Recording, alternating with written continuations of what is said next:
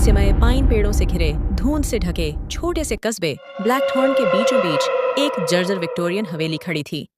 इस भयावह घर के अंदर एक गुड़िया थी, एक पुरानी ये पुरानी चीनी मिट्टी की गुड़िया, जिसके आंखों में अजीब चमक थी जो घुप अंधेरे में भी झिलमिलाती थी। इस गुड़िया का नाम एलेनोरा था और वह पूरे शहर में कुख्यात थी, ऐसे कारणों से जिनके बारे में कोई खुलकर बात करने की हिम्मत नहीं करता था।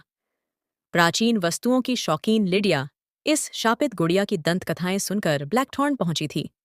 बीते समय के रहस्यों की ओर उसका झुकाव उसे रुजरफोर्ड एस्टेट के दरवाजे तक ले आया, जिसके उखड़े हुए किवाड़ उसकी आमद का शोकपूर्ण कराह के साथ स्वागत कर रहे थे। ये सिर्फ एक गुड़िया है, उसने खुद को समझाया। उसकी आवाज धुंधली हवा में खोसी गई। हवेली की सड़न की गंध, भीगी लकड़ी और सदियों पुरानी धूल की बदबू लीडिया के कपड़ों से चिपकती जा रही थी जब वह अंदर बढ़ी। उसके कदमों की आहट खाली गलियारों में गूंजती रही, जब तक वह उस बैठक तक नहीं पहुंची जहां एलेनोरा धूल भरे ऑटोमन पर करीने से रखी थी। कमरा मंद रोशनी में डूबा था। एक टिमटिमाती मोमबत्ती ही एकमात्र रोशनी थी जिसकी छाया दीवारों पर लगी कढ़ाईदार टेपेस्ट्री को जीवित सी बना रही थी। लीडिया सावधानी से आगे बढ़ी। उसकी निगाहें गुड़िया पर टिकी थीं। एलेनोरा की शीशे सी आंखें मानो उसे पीछा कर रही हों। उस साथ पास ते उसकी रीढ़ में सिहरन दौड़ गई। उसने हिम्मत करके हाथ बढ़ाया। अकी थी ही उंगलियां गुड़िया के ठंडे गाल से हल्का सा छू गईं। इसी क्षण मोमबत्ती की लौ भड़क उठी। छायाएं और उग्र होकर नाचने लगीं, मानो कमरे को निगल लेना चाहती हों। घबराकर लिडिया ने हाथ पीछे खींच लिया।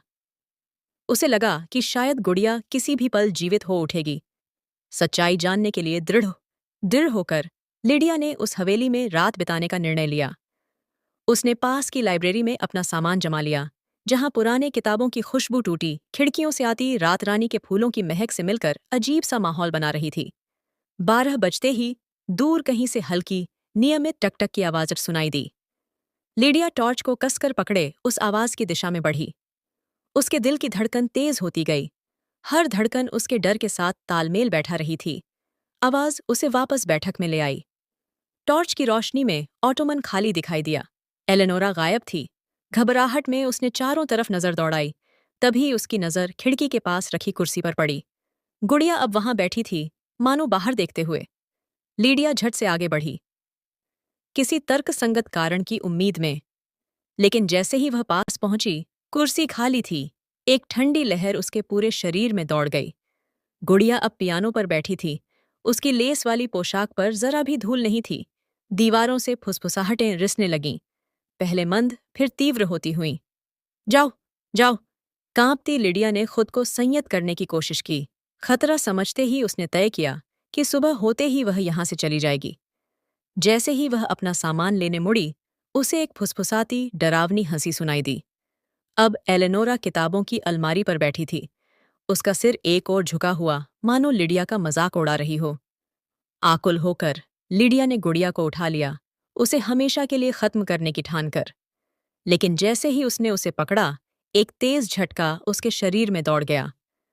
उसकी आंखों के सामने गुड़िया के सभी पूर्व मालिकों की झलकियां कौंध गईं, जिन्हें जिज्ञासा ने आकर्षित किया था और बाद में पागलपन ने घेर लिया था।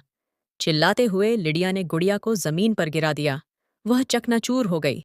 आसन्न विनाश को समझते हुए लिडिया हवेली से भागी और पीछे मुड़कर कभी नहीं देखा।